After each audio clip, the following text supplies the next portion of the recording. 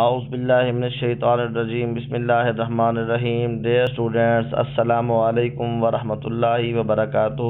آج آپ کے سامنے الدرس الثانی الف یہ بیان کیا جائے گا، تو آئیے سب سے پہلے دعا پڑھ لیتے ہیں۔ اعوذ باللہ من الشیطان الرجیم بسم اللہ الرحمن الرحیم۔ رب اشرح لی صدری ویسر لی امری واحلل عقدۃ من لسانی یفقہوا قولی۔ آمنت باللہ صدق اللہ العظیم۔ ڈیئر اسٹوڈینٹس، لیکچر کے زیادہ لینتھی ہونے کی وجہ سے آپ کے سامنے عربی آیات کریمہ اور ان کا لفظی ترجمہ نہیں پڑھا جائے گا، بلکہ ہر آیت کریمہ کا بامحاورہ ترجمہ اور اس کا شان نزول، MCQs اور شارٹ کوشچن کی وضاحت کر دی جائے گی۔ تو آئیے یہ لیسن سٹارٹ کرتے ہیں۔ سب سے پہلے پہلی آیت کریمہ آپ دیکھیں، پھر اس کا لفظی ترجمہ۔ لفظی ترجمے کے بعد آپ اسی آیت کریمہ کے بامحاورہ ترجمے کی طرف آ جائیں۔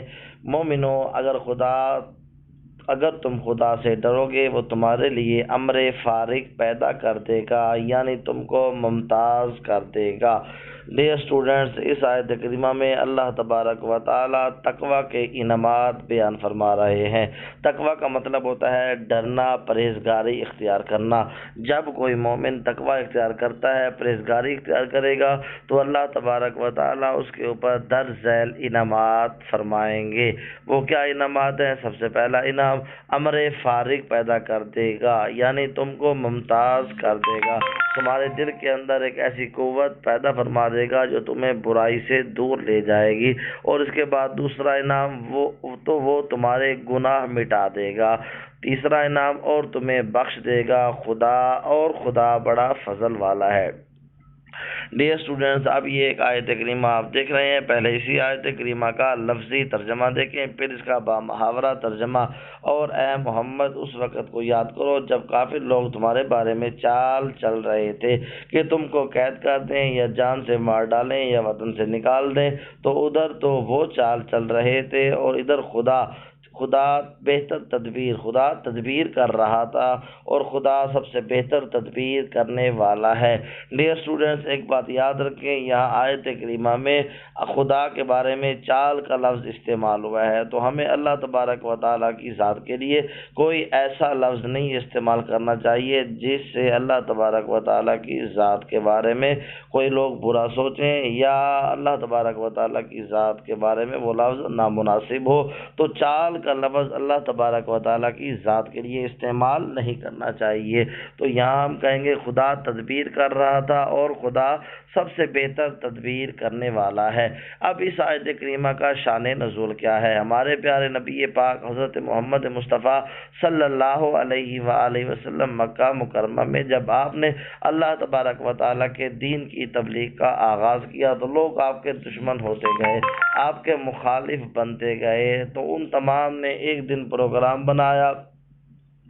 مکہ کے اندر ایک جگہ ہے، اس کا نام ہے دار الندوہ۔ وہاں پہ تمام کفار، تمام یہ سردار مشرکین مکہ اکٹھے ہوئے اور نبی پاک صلی اللہ علیہ وآلہ وسلم کے خلاف چالیں چل رہے تھے۔ وہ چالیں کیا چل رہے تھے کہ یا تو آپ کو قید کر دیں یا جان سے مار ڈالیں یا وطن سے نکال دیں۔ ادھر وہ چالیں چل رہے تھے، ادھر اللہ تبارک و تعالیٰ اپنے پیارے محبوب حضرت محمد مصطفیٰ صلی اللہ علیہ وآلہ وسلم کی حفاظت کے لیے تدبیر کر رہا تھا۔ اللہ تبارک و تعالیٰ بہترین تدبیر کرنے والا ہے۔ تو ہمارے نبی پاک حضرت محمد مصطفیٰ صلی اللہ علیہ وآلہ وسلم کو اللہ تبارک و تعالیٰ نے آگاہ فرمایا کہ اے پیارے محبوب، اب وقت آ گیا ہے کہ آپ ہجرت کریں۔ تو اس وقت ہمارے پیارے نبی حضرت محمد مصطفیٰ صلی اللہ علیہ وآلہ وسلم آپ نے مکہ سے مدینہ کی طرف حضرت ابوبکر صدیق رضی اللہ تعالیٰ عنہ کے ساتھ آپ نے ہجرت فرمائی۔ تو اس میں ان کفار کی سازش کی طرف اشارہ ہے جب وہ چالے چل رہے تھے، اور نبی پاک صلی اللہ علیہ وسلم کی مکہ سے مدینہ کی طرف جو ہجرت کی اس کی طرف اشارہ ہے۔ اسی طرح ڈیئر اسٹوڈنٹس، اگلی آیت کریمہ آپ دیکھیں، پھر اسی آیت کریمہ کا لفظی ترجمہ۔ اسی آیت کریمہ کے لفظی ترجمے کے بعد آپ دیکھیں، اور جب ان کو ہماری آیتیں پڑھ کر سنائی جاتی ہیں تو کہتی ہیں یہ کلام ہم نے سن لیا، اگر ہم چاہیں تو اس طرح کا کلام ہم بھی کہہ دیں، اور یہ ہے ہی کیا، صرف اگلے لوگوں کی حکایتیں۔ اللہ تبارک و تعالیٰ اس آیت کریمہ کے اندر کفار کے بارے میں بتا رہے ہیں کہ جب ہمارے پیارے محبوب حضرت محمد مصطفیٰ صلی اللہ علیہ وآلہ وسلم انہیں اللہ تعالیٰ کا پیغام سناتے، اللہ تبارک و تعالیٰ کے قرآن کی یہ آیتیں، یہ احکامات سناتے، تو وہ کیا کہتے ہیں، ہم نے یہ سن لیا ہے اور ہم بھی چاہیں تو ایسا کلام ہم بھی کہہ سکتے ہیں۔ یہ تو جو پہلے لوگ گزرے ہیں ان کی کہانیاں ہیں، ان کی حکایتیں ہیں۔ یہ کفار کی حالت اللہ تبارک و تعالیٰ نے اس آیت کریمہ میں بیان فرمائی ہے۔ ڈیئر اسٹوڈنٹس، آگے جو آپ آیت کریمہ دیکھ رہے ہیں، پہلے اسی آیت کریمہ کا لفظی ترجمہ دیکھیں، پھر اسی آیت کریمہ کا با محاورہ ترجمہ۔ اور جب انہوں نے کہا، کنہوں نے کہا، جب کفار نے کہا اے خدا اگر یہ قرآن تیری طرف سے برحق ہے، سچا ہے، تو ہم پر آسمان سے پتھر برسا یا کوئی تکلیف دینے والا عذاب بھیج۔ جب ہمارے نبی پاک حضرت محمد مصطفیٰ صلی اللہ علیہ وآلہ وسلم آپ نے کفار کو دعوت دی، وہ آپ کے مخالف ہو گئے، تو پھر کہنے لگے اگر اللہ تبارک و تعالیٰ کا یہ دین سچا ہے تو آپ دعا مانگیں، اللہ تبارک و تعالیٰ ہمارے اوپر پتھر برسائے یا تکلیف دینے والا عذاب بھیج دے۔ لیکن اللہ تبارک و تعالیٰ نے ان کے اوپر عذاب نہ بھیجا، اور اس کی دو وجوہات بیان فرمائی۔ پہلے آپ یہ آیت کریمہ دیکھیں، پھر اسی آیت کریمہ کا لفظی ترجمہ دیکھیں، پھر اسی آیت کریمہ کا با محاورہ ترجمہ۔ اور خدا ایسا نہ تھا کہ جب تک تم ان میں تھے انہیں عذاب دیتا، یعنی اللہ تبارک و تعالیٰ کا پیارا نبی حضرت محمد مصطفیٰ صلی اللہ علیہ وآلہ وسلم آپ میں موجود ہے، کفار کے اندر موجود ہے، تو اللہ تبارک و تعالیٰ ان کے اوپر عذاب نازل نہیں کرتا۔ اور ایسا نہ تھا کہ وہ بخشش مانگے اور انہیں عذاب دے، کیونکہ ان کے اندر نبی پاک صلی اللہ علیہ وسلم کے صحابہ کرام بھی موجود تھے جو اللہ تبارک و تعالیٰ سے بخشش کی دعا مانگتے۔ اسی لیے اللہ تبارک و تعالیٰ نے یہ دو وجوہات بیان فرمائی۔ پہلی وجہ کہ میرے نبی آپ ان کے اندر موجود ہو، دوسری وجہ یہ فرمائی کہ آپ کے صحابہ جو بخشش کی دعائیں مانگتے ہیں۔ آگے آیت کریمہ غور سے دیکھیں، پھر اسی آیت کریمہ کا لفظی ترجمہ۔ اسی آیت کریمہ کے لفظی ترجمے کے بعد آپ اسی آیت کریمہ کے با محاورہ ترجمے کی طرف دیکھیں۔ اور اب ان کے لیے کون سی وجہ ہے کہ وہ انہیں عذاب نہ دے، جبکہ وہ مسجد محترم میں نماز پڑھنے سے روکتے ہیں اور وہ اس مسجد کے متولی بھی نہیں ہیں۔ اس کے متولی تو صرف پرہیزگار ہیں، لیکن ان میں اکثر نہیں جانتے۔ اب کفار کا ایک طریقہ تھا، وہ عادت یہ تھی کہ جب ہمارے نبی پاک اور صحابہ کرام مسجد نبوی میں، مسجد حرام کے اندر نماز پڑھنے کے لیے آتے تو وہ کیا کرتے، وہ کنکر مارتے، پتھر مارتے، تالیاں بجاتے، روکتے تھے اور نماز نہیں پڑھنے دیتے تھے۔ اور وہ اس مسجد کے متولی کہتے ہیں، اس مسجد کے انتظامیہ نہیں تھے، نظام چلانے والے نہیں ہیں۔ اور اس کے متولی کون ہے؟ وہ پرہیزگار ہیں، متقی ہیں، جو برائی سے بچتے ہیں، لیکن ان میں سے اکثر نہیں جانتے۔ اب آ جائیں اس کے ترجمے کی طرف۔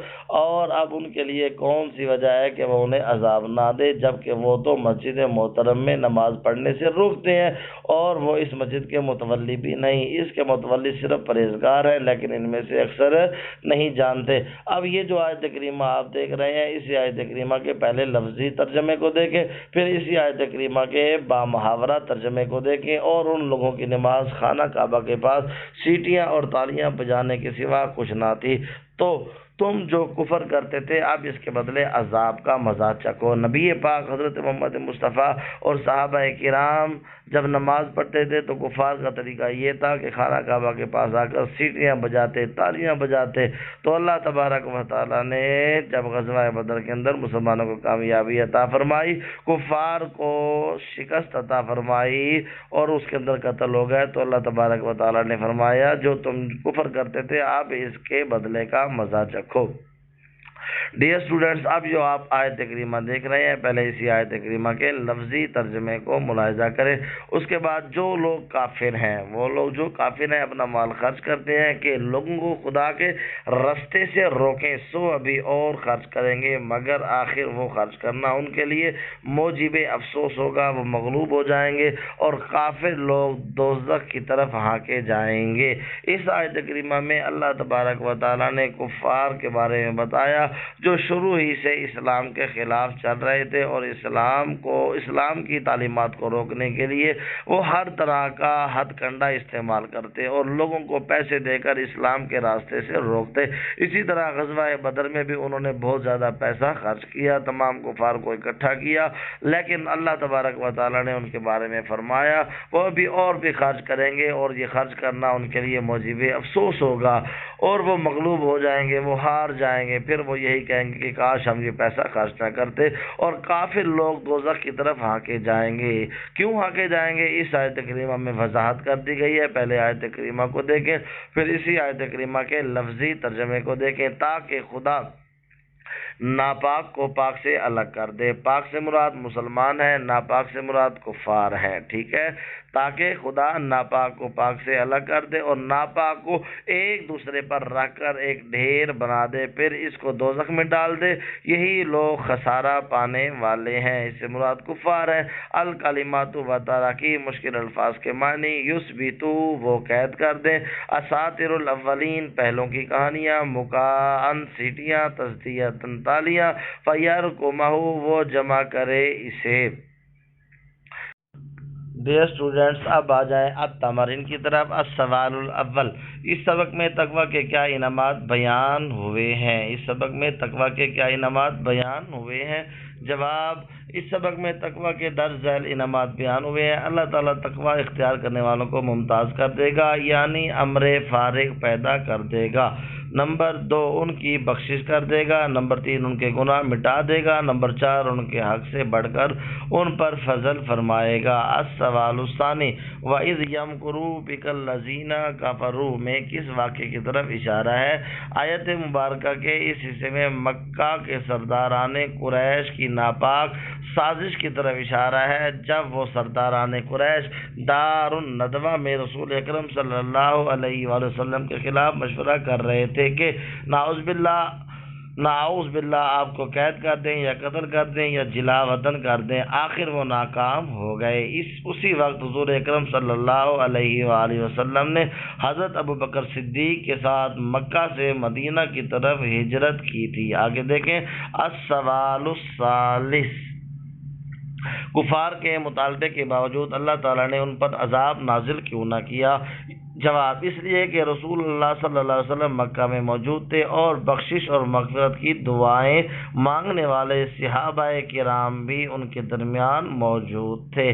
ڈیئر اسٹوڈنٹس، آگے آپ یہ دیکھیں۔ السوال الرابع، مدرجہ ذیل آیات کا مفہوم بیان کریں۔ الف، وما کان اللہ لیعذبہم وانت فیہم وما کان اللہ معذبہم وہم یستغفرون۔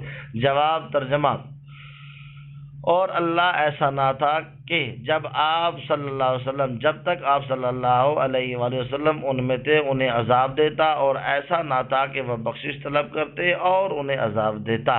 مفہوم اس کا، اس آیت کا مطلب ہے کہ اللہ تعالیٰ اس وقت تک نافرمان قوم پر عذاب نازل نہیں کرتا جب تک آپ صلی اللہ علیہ وسلم اور بخشش مانگنے والے نیک لوگ موجود ہیں۔ یہاں اللہ تعالیٰ فرماتا ہے کہ جب تک نبی کریم صلی اللہ علیہ وسلم اور اللہ سے بخشش طلب کرنے والے نیک لوگ کفار مکہ کے درمیان ہیں ان پر عذاب نازل نہ ہوگا۔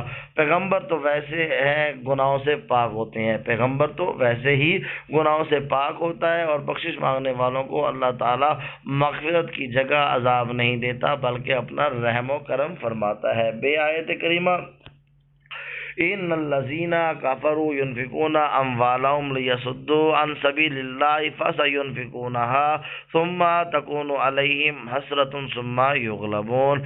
بے شک جو لوگ کافر ہیں وہ اپنا مال خرچ کرتے ہیں کہ لوگوں کو اللہ کے راستے سے روکیں، واپس ابھی اور بھی خرچ کریں گے، آخر وہ خرچ کرنا ان کے لیے موجب افسوس ہوگا، وہ مغلوب ہو جائیں گے۔ ان آیات میں کفار مکہ کی طرف اشارہ ہے جنہوں نے اسلام کو ختم کرنے کے لیے مسلمانوں پر حملہ کرنے کا منصوبہ بنایا۔ اس منصوبے کی تکمیل کے لیے انہوں نے بہت مال خرچ کر کے جنگی ساز و سامان اکٹھا کیا۔ مال خرچ کرنے کے باوجود خود جنگ بدر میں انہیں شکست ہوئی۔ اللہ تعالیٰ نے فرمایا کہ اس طرح وہ ابھی اور خرچ کریں گے، لیکن اپنی طاقت بڑھانے کے باوجود انہیں ناکامی کا سامنا کرنا پڑے گا۔ ڈیئر اسٹوڈنٹس، یہاں آج ہمارا لیسن ختم ہوا۔ اللہ تبارک و تعالیٰ سے دعا ہے اللہ تبارک و تعالیٰ ہمیں دین اور دنیا میں کامیابی عطا فرمائے، آمین۔